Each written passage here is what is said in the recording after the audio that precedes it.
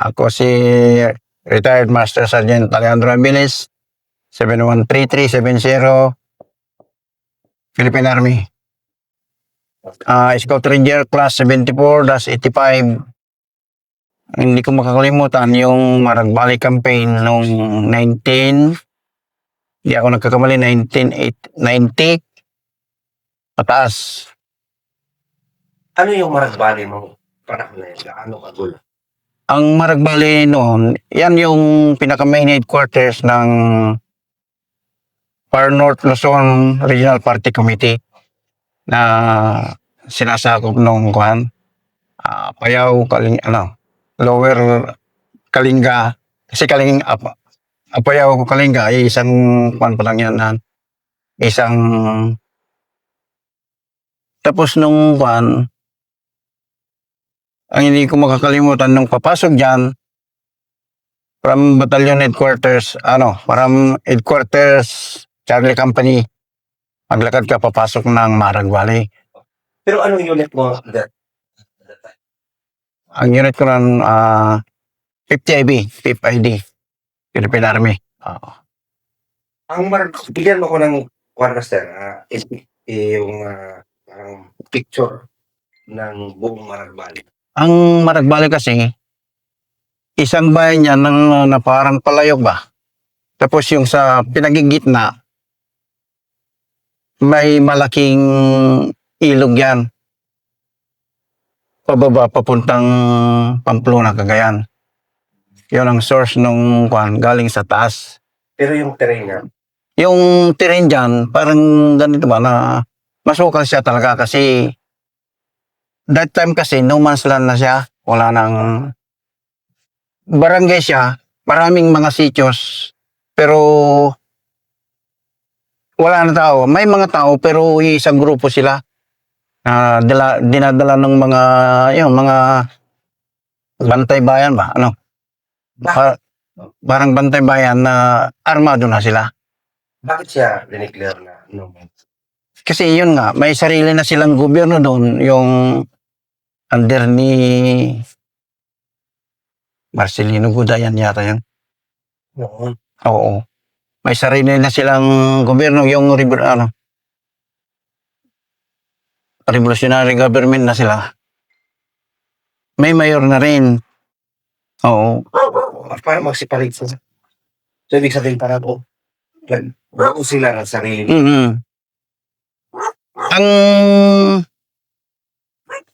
Ang mga galamin nila nasa baba. Pero yung headquarters, iyon ang pinaka-main headquarters nila, yung Marag Valley na yan. Kasi nung panahon na yan, bira yung nakakapasok na sundalo noon. Kung hindi malaking, kasi pinagtulungan nga yan eh. Napalibutan ang pensa nila. Oo. Hindi ka makakatawid sa ilog kung hindi wina 105 o minumurta. Or strike. Oo. Nung panahon na yan, yung campaign na. Yung Marag Valley campaign na yan, yung Uplan sa Lituma yan eh. Diyan na, may 65th, 41st, 50 IB, saka ibang truma na. Joint yun. No, pasukin lang para mapasok lang yung mismong loob ng Marag Valley. Okay. Doon na tayo sa yung kayo na part na pumasok doon. Pagpasok mo doon, so from your anong mo doon? Charlie Company ng 50 IB. 50 IB. So maglalakad ka dyan. Bungad mo pa lang, meron na. May nag-i-snipe na dyan, pero hindi naman gano'n Hindi ibig kong sabihin, yung encounter siya, pero malalayo pa. Parang yung pag-delay nila. Oo, pag-delay ng nila, tsaka mag-inflict sila ng casualties ba. Kasi sniper, mag-i-snipe sila. Yun ang mostly na gawa nila. Tapos nung nasa loob ka na, yan na, masubukan mo na yung 2 hanggang 3 beses na ma-encuentro, pero malayo sila. So kayo, yung nag-i-snipe, snipe, yun ang tactics nila. Okay na sir, paano niyo pinasok? Yun nga, yung dahan-dahan pagpasok, kasi pagpasok mo doon maraming mga yung booby trap, Saka yung sinasabi nilang balayes ba, yung parang panguli ng baboy, di mo? Pero nakikita niyo yun. Oo. Habang naglalakad kayo. Hindi mo makita. Pag nagkuhan yun, pag nasagi mo siya, tatamaan ka talaga yung parang, di ba, ganyan, gaganyan siya, may mga tusok-tusok dito. Yun ang Muslim na armas nila. Pagpasok mo doon. Tapos, pagdating mo doon, sa mismong barangay na ng Bukaw, doon na marami ng talagang haharasing ka, ganyan, pag nag-harboring ka, harasing ka. Nandiyan pa yung magluluto ka, mayroon na palang kondo, nakalagay na hand grenade o kaya yung landmines na pag kung yung puputok yun, pag nasagi ng, kasi may baterya naman, ganun yung mga style nila no. Kahit doon sa pagbaba mo kung nag-harbor ka, yung alam nilang dadanan mo, lalagyan ng landmines yan. Yung mga landmines na ganyan, yung parang ganun, parang ganun yung karamihan na armas nila. Yan sa mga nagbalin na yan. Tapos nung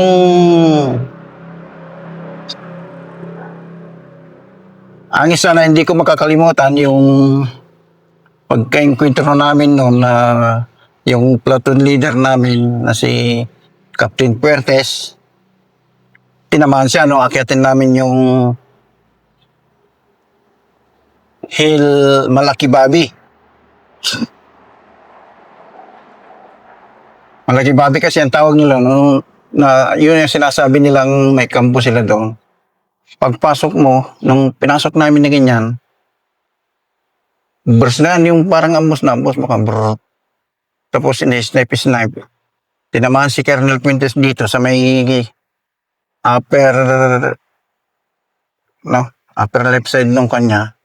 Tanggal yung, ano na yun, kabalot yun. Yung laman na lang yung kuhan. Tanggal na yung skull nito. Skull niya. Oo. Tapos sabi niya, tama ako. Kaya hinila namin ni Padilla.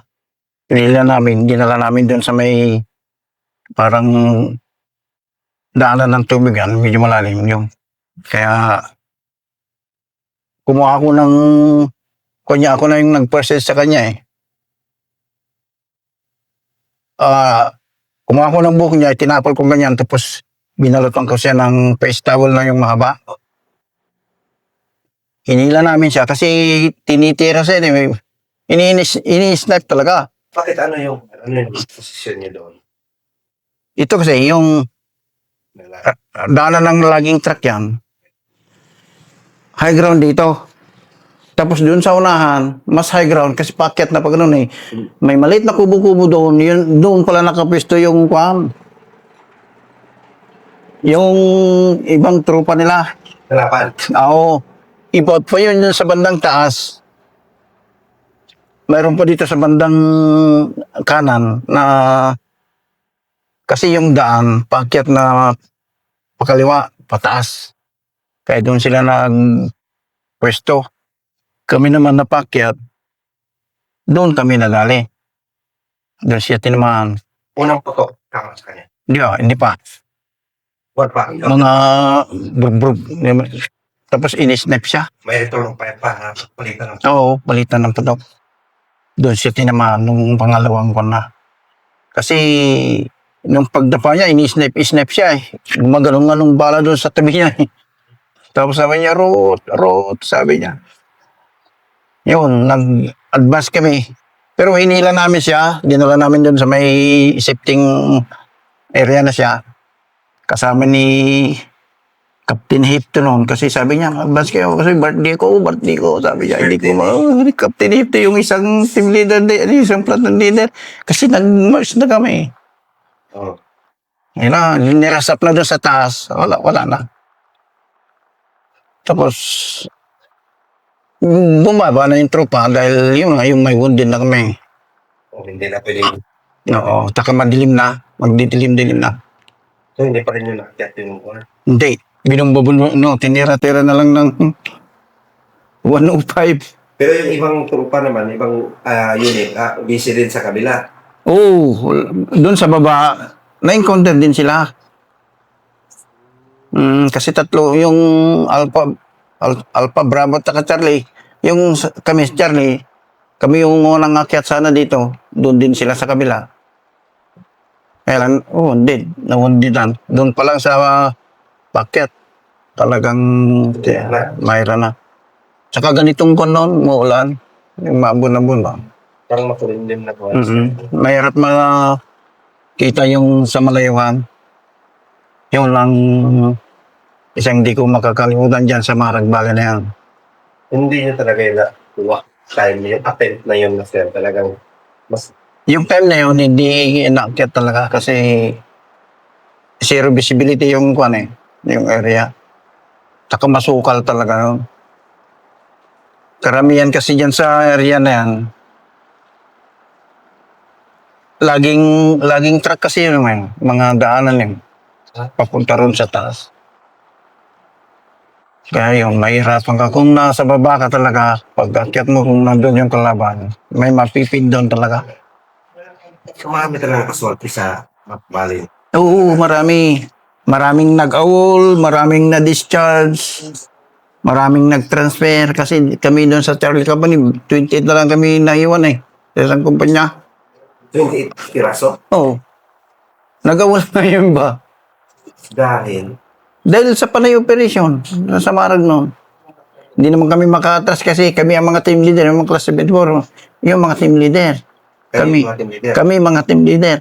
Kasi kung aalis kami, lalo na wala nang maiwan. Ganun yung mundo na. So, ang hirap nun sir, yung wala na kayong mga tao. Oo. Yung pag may nag-awol nga pagbalik, sige, akyat ka na. Kahit na yan, sambuhan ka lang kono. Hindi ka nakahul.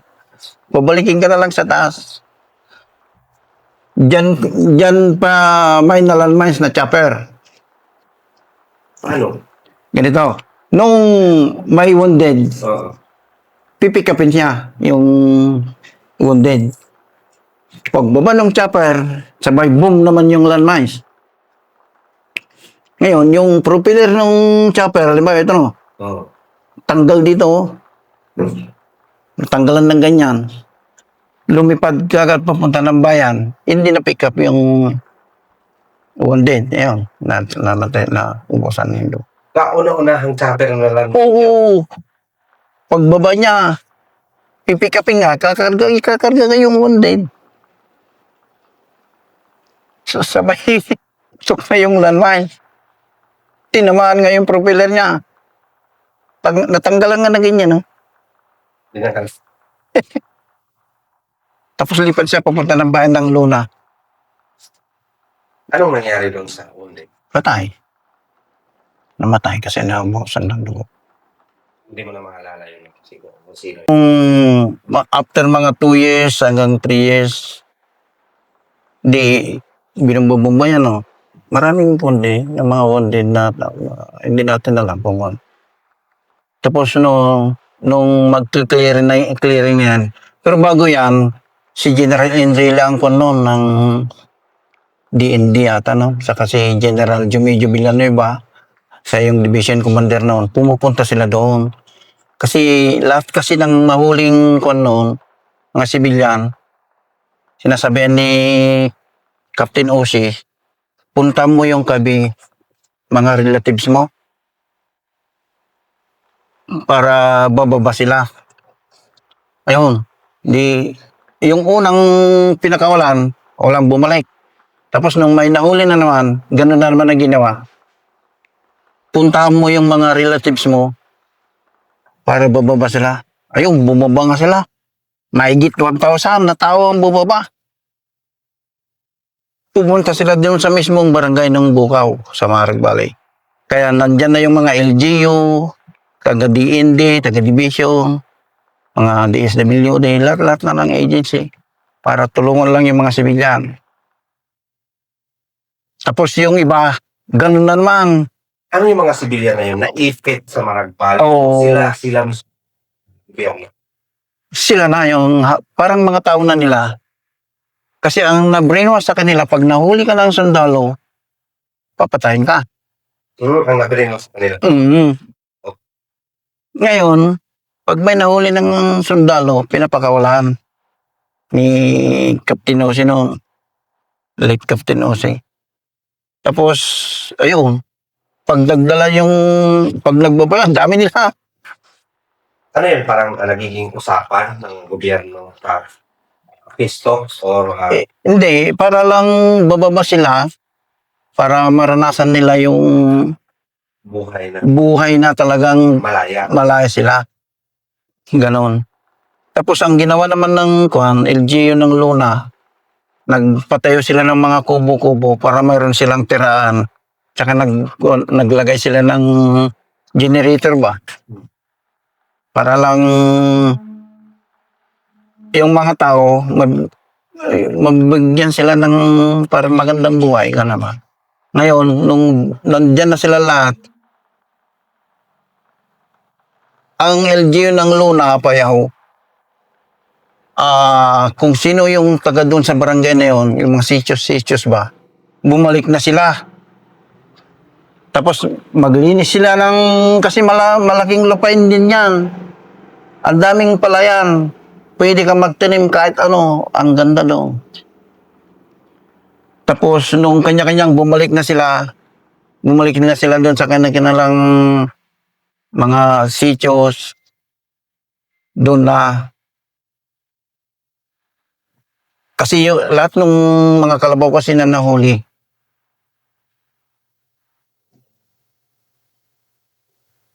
lahat ng mga kalabaw, dinistribute sa mga tao. Okay. Bakit? Dinistribute nila sa mga tao para yun ang umpisa, para mayroon silang gagamitin sa pamumuhay nila. Yan, sa Marambali. Hanggang sa yung barangay Boko na yan, yun ang pinakasentro kasi ng Marambali. Tapos nung mga bumalik na sa mga sitios nila, Kalabigan, Kakandungan, lahat na ng dyan sa Marambali na yan. So parang doon na yung umpisa, parang tuloy ng ubos yung Oo. Nung wala nang mga kalaban dyan, peaceful ng Marambali. Kasi lahat na ng agencies na pwedeng tumulong nandyan na. Hanggang sa ngayon, tourist spot na ang Marambali ngayon. Oo. Ngayon, kami na galing doon, minsan pumupunta kami. Oo. Kilala pa rin kayo? Yung mga Hindi na. Pero hindi yung mga Sangguniang Bayan noon na dati, yun ang dinadaanan namin si Sangguniang Bayan, si Cecil Caluya. Kasi siya naman yung talagang tumutulong sa amin noon. Sinasamahan kami doon sa loob. Anong taon nyo yan? Parang inakyat master na... Noong unang pasok dyan, 1989, 90, 91, 92, 93, yan yung kasagsagan. Kayo pa rin yun? So parang grabe sakripisyo nyo sa lugar na yan? Oo. Grabe. Ang daming ang sundalo na ayaw ng magpasa yung civic driving. Ayaw na nila. Kasi hindi ka naman pwedeng kasi sinumpa mo yan eh. Kaya yun, hanggang sa naging peaceful Amarag. Ngayon, simentado na. Mula doon sa hanggang doon na. Simentado na yan. Hanggang sa mismong bayan na. Ngayon, may malaking tulay dyan na siguro mga 800 meters yung haba ng tulay. Yung sinasabi ko nga yung ilog na yun, linagyan ng tulay. Papunta doon sa kabila para diretsyo na ng Kalanasan. Part na ng Apayaw yun. Ano yung pakiramdam master pag bumabalik ka ngayon sa Marambali na ito yung ang daming kasama ko nito? Ang sarap pala pakiramdam nung pumunta kami. Pati yung dating pulis din na kasama namin doon, nandun din siya, nagpipiknik sa silong ng tulay na mahaba. Doon nagkita ka, ang daming nagpipiknik ngayon kasi ang linaw kasi nung kung na yun eh, yung ilog na yan. Pababa doon sa may Pamplona yan eh. Baka alaala sila lang na ito yung lugar talaga, no? Oo. Kaya sabi nga nung tropa, kung minsan, pasyal ulit tayo sa Marag. Kasi galing kami lahat doon. Karamihan ng tropa ng 50, galing doon. Sa Marag na yan. Lahat. Lalo yung mga bagong reforno. Bagsak lahat sa loob noon. Kasi ang laking issue yun, no? Ang laki kaya ang gasto ng gobyerno dyan. Nagpatayo sila ng fire base. No, hindi balikan ko yun. Yung lupa, yung taniman na pala na ganyan, ang luwang, madadaanan mo, kinabukasan wala na yan. Ba? Naani na nila. Inaani lang. Yung mga sibilan. Ay, alimbawa, yung 300 na mag-ani, tingilan lang sila. Kinabukasan wala na yan. Naani na nila. Ganun kabilis. Ganun kabilis yung pag-aani nila. Kasi isang grupo sila eh. Malalaki yung kaldero nila. Isang grupo, walang nakahiwalay. Buo sila. Ganun yung style nila doon. Kaya yung mga armado na tropa, sa halip na matumbok mo yung mga sibilyan, i-delay ka muna, snipe ka para hindi ka makatuloy doon. Kinabukasan, pag napunta mo yung part na yun, maraming, makikita mo talaga na pinanggalingan ng konyo. Kalaban. Hindi naman kalaban, civilian, pero yung iba doon kalaban. Ano nga nila, no? Na-influence siya. Oo. Kasi lahat, yung iba kasi, hindi naman totoong kalaban, pero kasi yung totoong kalaban, umalis na sila nung kasagsagan. Nung panay-encounter, patak ng ba? Torpora. Malis na yung talagang hanggang sa ang naiwan na lang yung parang bantay bayan nila ba. So, hindi mo talaga makalimutan yung Malagbalik. Ayaw na. Kahit lahat lang ang galing 50 ito si Master galing din yan eh. Yun yung story ng yan ang hindi ko makakalimutan sa Malagbalik na yan. Okay.